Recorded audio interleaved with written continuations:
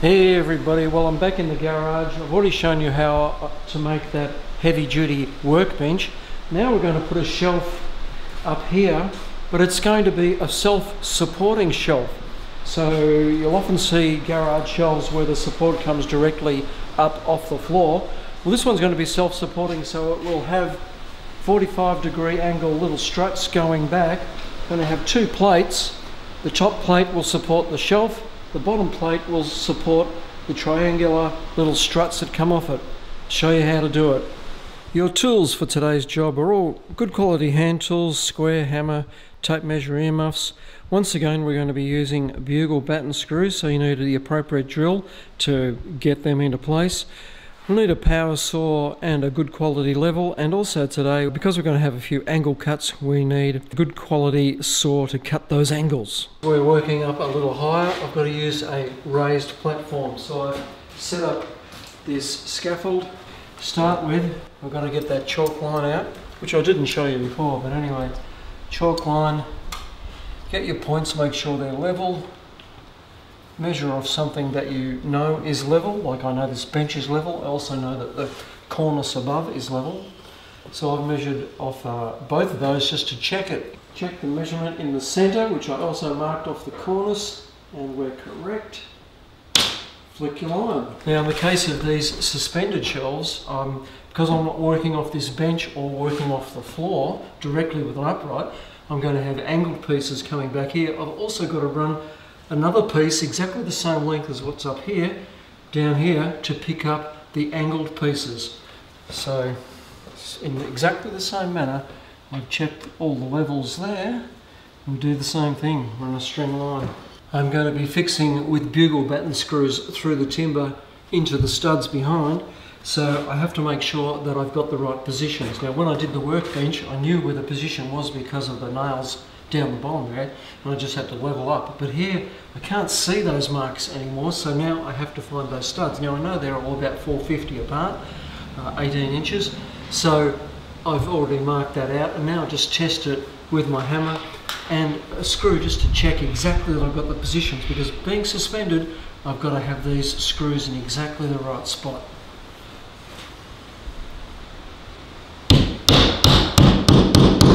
Success. You can go each side a little bit. Once you've set up your initial position, there I know I'm on that edge, which means that that one will be on the other edge. So right smack in the middle of those two is the centre of that stud. Now I can measure off that. If I know that those studs are all exactly 450 apart, or 18 inches, then I can just measure off that point my 450s and get all the others exactly in the right spot as well. And I built this wall, so I know that they're all in those spots. If you don't know, you may have to check exactly the position of those other studs as well.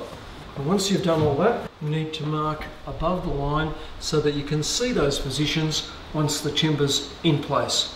After all those ones are marked off and checked, then I proceed to do the same thing here, but this time I can just level down.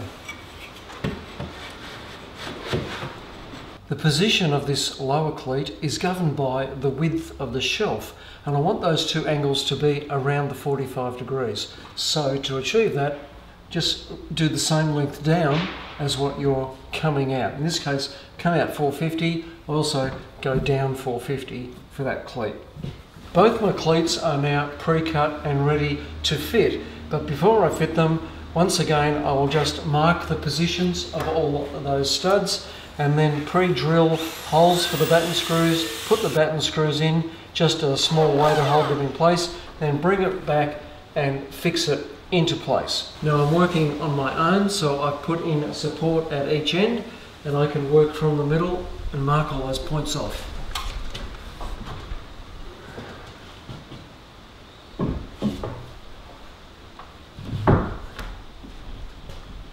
Now we just lift it up into place and screw it in.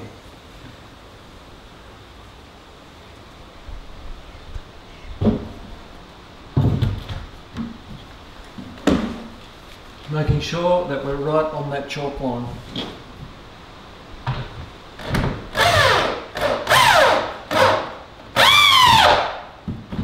So very firm fix. First cleat fixed in place, now we do exactly the same thing with the second cleat.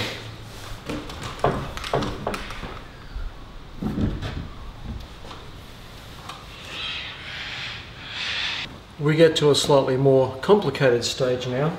Those two are firmly fixed. We'll need another cleat, exactly the same length, which will be the support out on the front of the shelf, so we can go and cut that ready as well. But the next stage gets a bit more complicated because we've also got to cut the piece that will fill in that end and the support that's going to be bird's mouthed over that cleat and pick up that angle in there. And we've got to work that all out. So I'm going to set up a template. First part is to get the top piece nice and level. Now that is actually the bit that will end up there. So to do that, we just cut a piece of timber and work out exactly that top is nice and level, perfectly level. Now that will be the position of the top piece. The complicated bit is the angled piece that's going to come across here. There'll be a similar piece like that planted right on the front. To do that, we've got to take our template, lay it on the bench, and work out all these angles. To start with, these two cleats here are duplicating the two permanent cleats exactly the same distance apart. I've just put a little mark on the wall to make sure I've got them in the right spot. Then our template, we move across and just pack that up to be so it stays at the same height, so everything stays nice and square. Then we make sure that the position out here is the same as the position there. What we want to do is set up a datum line. To do that, we put that piece of timber there, and that line is going to be the line that we will work off. The piece of timber that we will cut to fit there, just use a bit of packing again to hold everything nice and straight and square. So this piece here will be the bit that I'm actually going to cut. Now that follows exactly that datum line of that piece of timber, so they're parallel, those two. And you can see that that's the point that we've got to cut out. So what we're interested in is getting that angle correctly onto this piece of timber. To do that, we just get a straight edge, another bit of packing. So start at that point and it just will run straight through there. It's going to come up 90 mil, exactly the same size as that, come up 90 mil and then square off and go across there. So simply measure up the 90 mil and that gets squared off, and that piece there all comes out. That bit there should be the 35 mil, which it is. I'll go and cut it. There's our piece with its nicely cut angles. Everything's still nice and square. That just is going to fit in there exactly like that. There you go with all that angles. Now I've got to work out this top angle up here. And to do that, I just sit it in position. We can get rid of this fella now. And I mark that point there. And the different points, the easy way is just to run a pencil line up there underneath.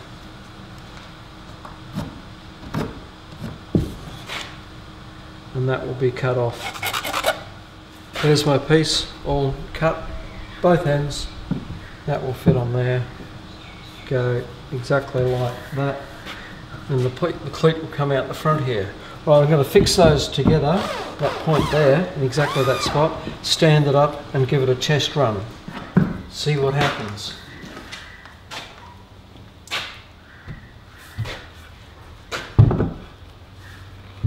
Just need to make a couple of adjustments and that's going to fit really well. And you can see the bird's mouth it's going to stop anything from happening. Obviously we'll get rid of that one very soon. I'm going to have 4 of these angled pieces right down, one on each end and 2 uprights in the middle. So I'll just go and pull this apart and use that piece as a template to mark off other pieces that'll be exactly the same. The angled struts are now cut and in place, but they're only temporary because I want to have a bit of manoeuvrability as I put things in place, just to make final adjustments. I've also cut and screwed in place the 4 horizontal supports, so they are now also ready and they are fixed properly in place. What I've got to do next is temporarily support, or be able to support this section, because being on my own, I've got to make do with the imaginary person at the other end. So that's what these pieces are about. They're going to be fixed there on the inside like that. And they eventually will sit up on the shelf when I put it in place, and I will be able to move that around, get it exactly level. This piece is here because the top of that is perfectly level.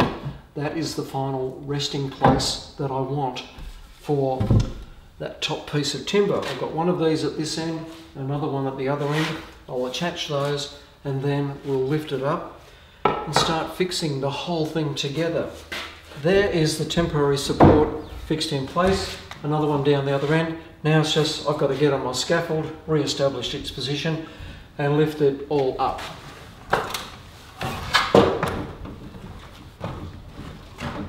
Got drills, level, already in place for when I need them.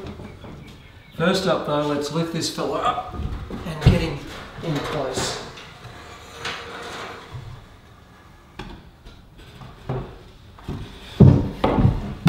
I have also put these temporary pieces here so that the other end is supported as well.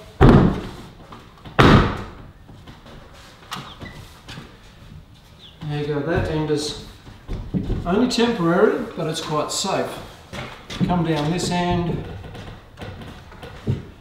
and I've also got this temporary, but safe. You can see that that will eventually fix together like that. So I bring forward this piece, which is my level position, and I'm just going to attach that. Get this attached here, and that is my beginning point. Get that flush across the top there. I have pre-drilled the holes at the back here, so it's just a matter of putting the screws in. I'll continue to work my way down and fix off the rest of them, checking everything with the level as I go.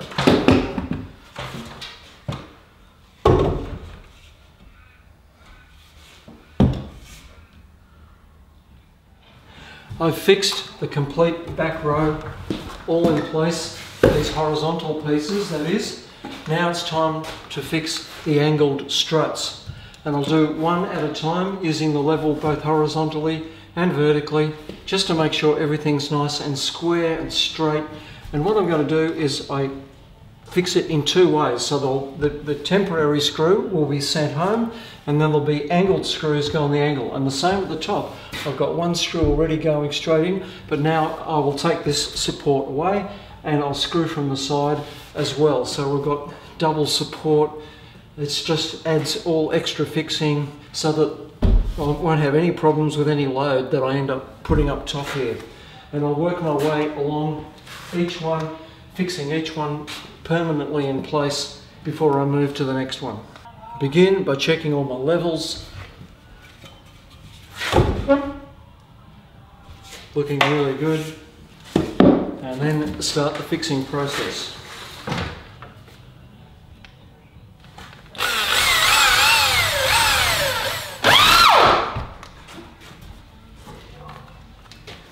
Take away the temporary supports.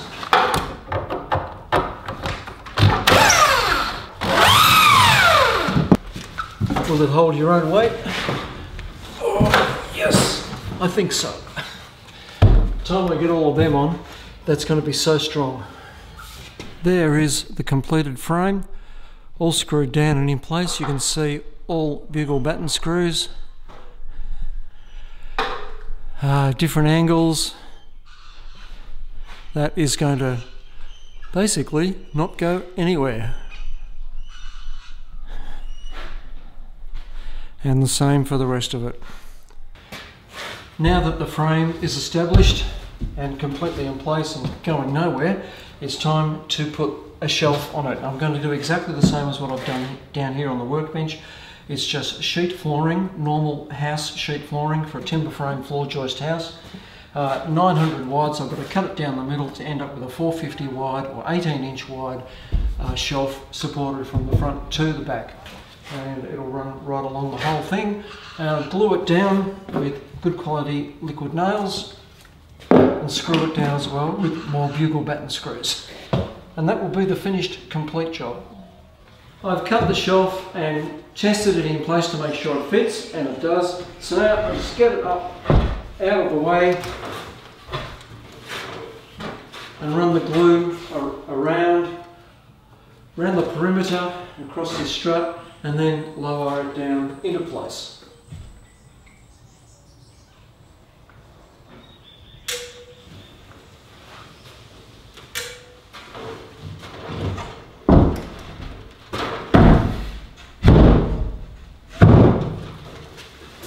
All I've got to do now is just fix it down with bugle batten screws again, or a few 2-inch nails. You can see how I did that.